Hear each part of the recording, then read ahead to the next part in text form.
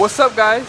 I found a built Cummins, and when I tell you, people are holding on to their trucks, okay?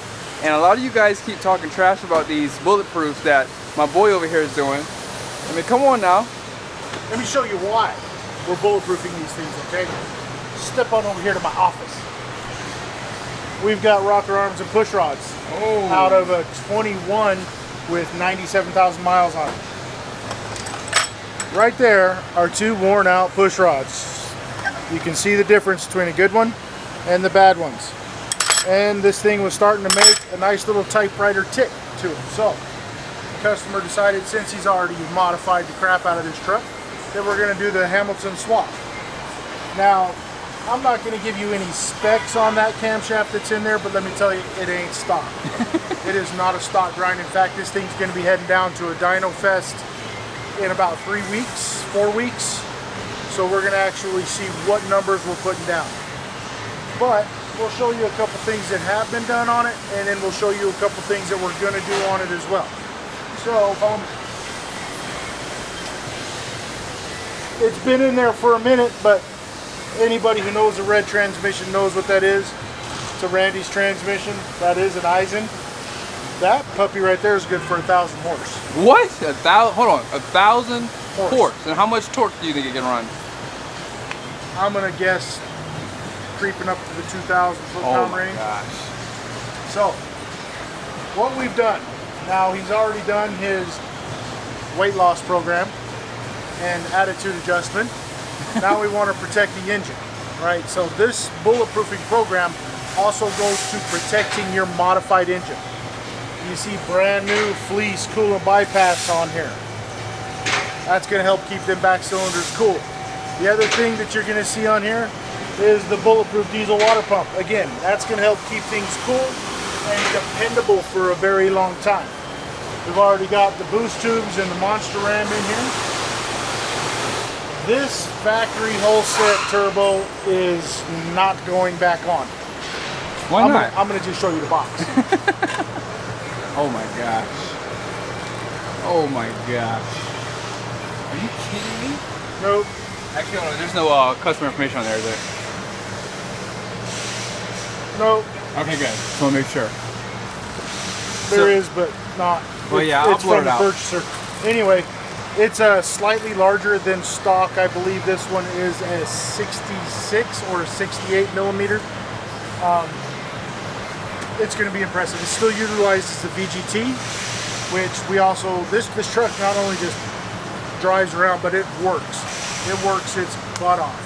That's the reason why he started going through all of this, because a lot of times this thing's either dragging a 12,000 pound or more trailer, or it's dragging sagebrush whackers through the desert down on the property.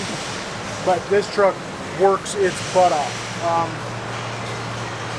Where's the cam at, real quickly? It's down there in that box. No, the old one. Oh, the old one, right here. Oh, okay. Hey, yeah, that's going to be a cool thing to show. This is what a 100,000 mile cam looks like, and we're going to show you up close and personal of why I hate hydraulic roller tappets on a diesel. Now, we don't have significant wear, but if you look, you can see it starting. You can see it starting on every single lobe. Roller lifters aren't supposed to be doing this. It's supposed to look darn near brand new. But especially look at this. Especially for a well-maintained engine, right? I've done the maintenance on this truck since it's brand new. Wow. Look at this scratch. Right, and we have several of them with marring scratches through the journals. Right there, right there. This one's got several of them through it, 3. Every one of them are doing that. So, we're going to get this hydraulic roller piece of crap out of here. I'm going to maybe turn this into some yard art. Okay. I could probably build a pergola with all of these things I pull out now. Oh man. Hey, Tim Kaniskis, can we get some flat tappets back to the Cummins? If you really want to sell some more Cummins, and well, never mind, don't do it. You'll put this guy out of business then. No, you can go ahead and put me out of business on that part, because there's a whole bunch of other stuff that we can replace that's going to keep me in business. Right? But here's what I am going to say to Tim Kaniskis, everybody at Stellantis, anybody who gives a start putting a good quality product out there and quit trying to save your own butts by putting junk parts in these historically awesome engines until the 5th generation. Get rid of the bull crap that's killing these engines, all right? That's all I'm going to say in this video about that. Now, I know a lot of you guys talk about the coolant bypass not being worth the money, blah, blah, blah, blah, blah. Listen, these videos are not for people who don't want to spend money on their truck. A lot of these guys who are doing these bulletproofs, yes, they're spending anywhere between $12,000 to $30,000. Hold on, now this truck here probably has 50 to 100, give or take. I would lean down closer to the 55,000. Okay. Yeah, well, with the built transmission too? Built transmission, the fast fuel system, all of the bank stuff, the Hamilton cam. We're also doing the Insane diesel oil filter bypass, the bulletproof diesel stuff. Yeah. ATS. Yeah, we've got a laundry list of parts that are going into it, plus the labor to do it. You know? Yeah. But these guys aren't looking to trade their truck in 2 years. They're probably going to keep these trucks for 15, 20, 30 years. I mean, for however long they want to keep them. This truck won't get traded in ever. Exactly. So we're also doing a set of ARP Headstuds on there. Oh, nice. Yeah. Oh, yeah, I see them down there actually. Yeah, that's that box right there. Yeah, right there. Highly recommend, especially if you've done a weight loss program and an attitude adjustment. Yeah. You're building more pressure in the cylinders. You've got to protect the head gasket. So get the IRPs in there. And I'm going to do these one at a time. I'm not pulling the head off. I'm not going to replace the gasket. We'll do them one at a time. So there's that. So diesels historically have been awesome motors. I mean, yes, Ford has had their issues with the 7.3s, the 6.0s. They've also got some issues with the 6.6s, 6.7s. And, you know, the Duramax has its issues as well. But these are all issues that have been instituted by the manufacturers to make these engines fail and not last your 500,000 miles like the old 12-valve Cummins. That thing was, how many of them are still rolling around some farm field anyway, you know? But it's not just Stellantis, it's not just Tim Kaniskis. Of course, he's trying to clean up a mess that somebody else made. But it's all the manufacturers that are building these diesels, whether it's the Baby Max, whether it's the Baby Cummins, whether it's the Eco Diesels. The manufacturers are building these things to fail on you. It's not the manufacturer of the motor like Cummins. Cummins builds their engines to a standard that is set by Stellantis. Cummins did not want the roller lifters going in these trucks, but Stellantis said we need to make it quieter. So, you know, Cummins should have put their foot down and went, no, find somebody else then. Yeah. But they didn't. So anyway, we're dealing with that. But people they're wanting to keep these trucks around for a long time. So they're going through their bulletproof programs. They're coming to me, they're coming to other shops to get these done. This truck right over here behind us, he's starting his program right now. He doesn't want to fork out, you know, $40,000 right off the bat, but this is what he is starting with. We got a nice, lovely pile of banks. We've got the rear diff cover, we've got the monster ram, and we've got the boost tubes. He's going to start off with the #1 obvious thing and getting that air grid heater out of there. That thing is the #1 killer to these diesels. So we're going to get that out of there. Now, speaking of killer to diesels, especially with these Cummins, you'll hear some guys talk about how the coolant bypasses aren't worth the money. I will argue that straight to their face. Come down here and argue it straight to my face. Every long mile Cummins that I've had to head off of has heat damage on cylinders 5 and 6. And it's because that water pump from factory cannot effectively push the coolant to the back of the motor.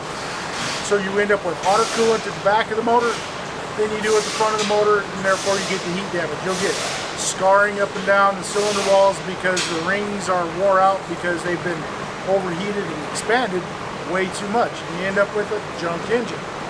The Fleece Coolant Bypass takes care of that. It redirects that hot coolant from the back of the motor back to the front of the motor so that the cooling system can be more effective at cooling the engine down entirely, not just the front portion of it. Speaking of cooling, the Bulletproof diesel water pump, if anybody's taken a set of calipers to That pulley size compared to the factory, it's about 4 millimeters smaller than a factory pulley is. The reason why they do that is to spin it a little bit faster so that it has more volume that it can push to the back of the engine. So we're tackling the cooling part in two different ways. Tackling it with the water pump, and we're tackling it with the Fleece Cooler Bypass. Now the other thing that we got to talk about on these diesels is the oiling. They've probably got one of the better oiling systems out there because they got the biggest filter than the Fords or the Chevys and stuff like that. But all diesels, because of this crap fuel that we get here in the United States, that low sulfur junk, it puts a lot of contaminants into the oil through blow-by. Every engine has blow-by. That's why diesel engine oil is black. So we're also going to be putting the Insane Diesel Oil Filter Bypass system on there. And after we get through the break-in period, go back through, readjust all the lash on the rocker arms, we're going to start running the Lorenzo oil and the Lorenzo fuel additive in this truck as well. Again, this thing works. So we want to protect it for as long as we can. Thank you, brother. You're the greatest, dude. So you heard it here first, guys. Come on. If you're going to keep your truck, why not try to do some extra things to make it better? I mean, a cooler running engine is always better than a hotter one. Why would you argue that? It's stupid. Yeah, you know, diesels don't like heat. Period. They don't like the heat. They like cooler temperatures. Especially with the pressures and the expansion and contraction of the metals. If you have an engine that runs way hotter, you're going to wear things out like head gaskets. Yeah. You get the block and the head that are expanding and contracting at different rates because it's a different mass. Then you're going to wear out that head gasket. Hence, ARP Headstuds. Plus, with the turbo, with the tune, everything else, we need to have that extra clamping force on that head gasket to prevent any head gasket leaks. So, diesels don't like heat. Not that kind of heat, at least. Not that kind of heat, no. Yeah. Let's get the temperatures way back down. Absolutely. I just did a whole setup on a truck, a whole Bulletproof. You guys seen the video on it from last week. He sent me pictures of his EVIC display on his truck. He's at least 30 degrees cooler on the engine oil temperature. He's also 30 degrees cooler on his trans oil temperature because of the ATS Thermal Bypass that we put in. But he's also 20 degrees cooler on his coolant temp because of the Fleece Coolant Bypass and the Bulletproof diesel water pump. Huge benefits from that. He was pulling a 40-foot fifth wheel. Wow. So, yeah. That's crazy, man. Thank you, brother. You bet, man. You bet.